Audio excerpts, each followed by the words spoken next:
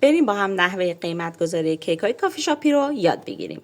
یادتون باشه که کیک های کافی شاپی بر اساس مواد اولیه قیمت گذاری میشن و به هیچ عنوان بر اساس وزن قیمت گذاری نمی کنیم. من اینجا مواد اولیه یک کیکی که اتفاقا دستور شد توی پستام گذاشتم در آوردم که جمع کل مواد اولیه من شده 119,000 تومان.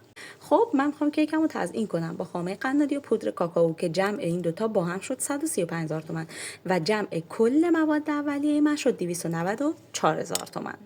من این 294,000 تومان رو بستگی به کارم که اگه ابتدای کارم ضرب در 1.5 و اگر حرفه‌ای هستم ضرب در 2.5 برابر میکنم که کل سود کار من میشه 735,000 تومان که هر اسلایس من 73,500 تومان به فروش میره.